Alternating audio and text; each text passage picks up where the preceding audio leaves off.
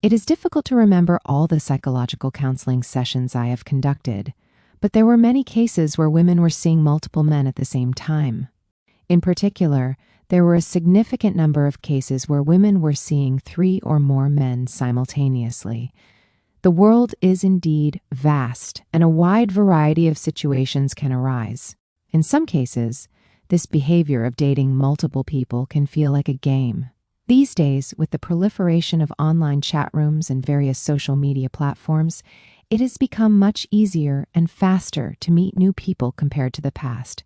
As a result, some people no longer feel shocked by such situations, saying, "These days, I don't even bat an eyelid at such things."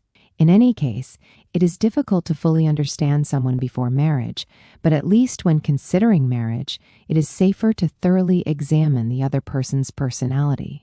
In my counseling experience, there are recurring patterns. Today, I'd like to talk about the patterns of women who are relatively more likely to cheat. I've narrowed it down to 4 or 5 main points. The first is someone who easily feels lonely. You've probably encountered people who constantly talk about how lonely they are. While loneliness itself isn't necessarily a fault, the problem arises when they try to alleviate it in inappropriate ways. They are unable to resolve their own feelings of sadness or inadequacy on their own and constantly seek fulfillment from others, leading them to endlessly crave someone else's attention. As a result, even if they have a boyfriend or husband, they will quickly try to seek affection and attention from someone else if they feel even slightly neglected. This makes them highly susceptible to infidelity or extramarital affairs. The second characteristic is the type of person who gives men room to pursue them. This type of woman is often described by her friends as she seems to be flirting around. She does not maintain appropriate boundaries and frequently engages in subtle physical contact or uses flirtatious language. For example, if she repeatedly leans heavily on a man sitting next to her or initiates unnecessary physical contact in a group setting with friends of both genders, this is a red flag. There are also people who openly say things like, "My boyfriend and I are having some issues lately," even though they have a boyfriend, subtly sending signals that they are open to other relationships. In reality, they may be getting along well with their boyfriend, but deliberately say or act in such a way to attract the attention and affection of other men. Such individuals are easily drawn into new relationships or adventures with other members of the opposite sex, even if they have a partner, which can lead their partner to constantly suspect them of infidelity. Third, there are cases where someone has an excessive number of male friends. Having many male friends isn't necessarily wrong, but what's important here is the nature of those relationships. Frequently hanging out in group settings is different from going out one-on-one for drinks or staying out late together. If someone frequently spends private time alone with a male friend, such as going on trips together, others may naturally start to look at them with suspicion. Of course, not all boyfriends are like that, but frequent one-on-one meetings can naturally lead to suspicion. Additionally, you might worry whether there was ever a romantic connection with any of those boyfriends in the past, or if there could be one in the future. Therefore, if you are at the stage of considering marriage, it is advisable to observe how your partner interacts with his friends and have open conversations about it. The fourth type is people who feel no guilt about lying. Everyone lies sometimes, whether it's something small or big. Sometimes we tell small lies out of consideration for others, or to avoid awkward situations. However, the problem is people who habitually lie even when there's no reason to, or when it's hard to find any meaning in their lies. For example, there are people who naturally tell lies even when there seems to be no personal benefit, and when caught, they feel little to no guilt or remorse. Such individuals have no psychological resistance to changing their story, so they easily resort to lies to avoid crises, even in situations like infidelity. Over time, this behavior causes deep emotional wounds in the other person, and when the truth is revealed, the sense of betrayal is amplified. In counseling, many clients express anger and despair not over the infidelity itself, but over the question, "Why did you lie so much?" While it would be ideal to carefully consider these characteristics beforehand, it is often difficult to make sound judgments when romantic feelings are at their peak. This is because people tend to overlook their partner's issues and try to see everything in a positive light under the guise of love. Even when there are clearly unusual aspects that should raise red flags, they are often swept under the rug, only to surface as major problems after marriage. Therefore, if you are considering marriage, it is important to make an effort to view your partner more rationally rather than idealizing everything based solely on your feelings of love. Sometimes it can be helpful to ask a close female friend or family member for their opinion, such as, "What do you think?" This is because third parties often see things more clearly. On the other hand, I also want to point out that just because someone seems outgoing or attractive on the surface doesn't necessarily mean they are unfaithful. In fact, people who are surprisingly faithful often say things like, "I like good-looking men," or openly say things like, "Appearance is important." While this might make you think, wow, they really care about looks, in reality, many of these people tend to focus on one person when they're in a relationship.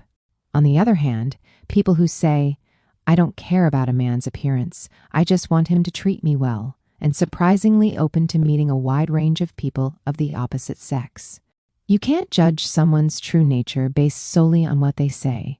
Of course, this doesn't apply to everyone, and everyone has their own circumstances and personalities, but after observing countless cases, the conclusion I've reached is that dating style is revealed through actions, not words. Some people may openly declare, "I really care about appearance," but in reality, they may not be very interested in dating at all. On the other hand, someone who says, "I don't really care about such things," might actually be in contact with and meeting multiple people at the same time. Therefore, while advice from others is important, I believe the most crucial thing is to closely observe how the other person speaks and acts. Ultimately, what we need is to find ways to increase the likelihood of living happily with the person we love for the rest of our lives. Marriage is one of the biggest decisions in life, so even if you're deeply in love, it's important to observe the other person with a bit of objectivity. Everyone makes mistakes, and everyone has flaws. However, it is important to distinguish in advance whether those flaws are simply mistakes or whether they have the potential to lead to more serious issues like infidelity or lying. Especially when it comes to infidelity, it can have a significant impact not only on the individuals involved, but also on both families, so it is important to be cautious. That said, there are also cases where someone might assume that person is likely to be unfaithful, only to find out after marriage that it is not the case at all, or someone who seems completely innocent might unexpectedly cause a scandal. Therefore, while it's important to have some trust in people, we should also make careful judgments to minimize potential issues before and after marriage. Above all, it's crucial to understand and accept your partner. After marriage, you'll be living together and sharing your lives. Small differences can accumulate and eventually lead to irreparable conflicts. Today, I shared some of the most common characteristics of women who tend to cheat, based on my counseling experience. The 4 points I mentioned: feeling lonely easily and always needing a man's affection, consistently displaying behavior that subtly gives a man room to pursue her, having excessive private meetings with male friends and even going on trips alone with them, or having a strong tendency to lie habitually without thinking, are definitely issues to watch out for. Of course, having one or two of these traits does not necessarily mean that infidelity will occur. However, if multiple factors are present, the risk is higher, so it is advisable to keep a close eye on the situation if you are considering marriage. As I mentioned earlier, the information I have shared is based on typical patterns observed through various experiences, and individual cases may vary. Nevertheless, I share this information to encourage you to take the time to objectively understand and get to know each other better in order to avoid potential hurt and unhappiness. If you ever feel unsure about whether someone is truly trustworthy, it would be wise to seek the opinions of close friends or family members. Often, a third party can point out aspects that we may have overlooked when choosing a spouse. To minimize various risks, it's important to check the practical aspects that everyone should consider, rather than being swayed by emotions.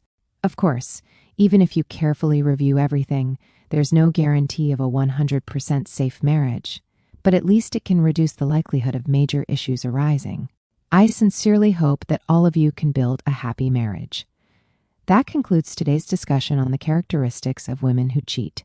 I hope this conversation has been helpful in some way. Today's episode ends here. Thank you to everyone who watched until the end. We at Dating After 40 will continue to share the honest thoughts and delicate emotions of women in greater depth. Please consider subscribing and liking our channel to show your support. Thank you.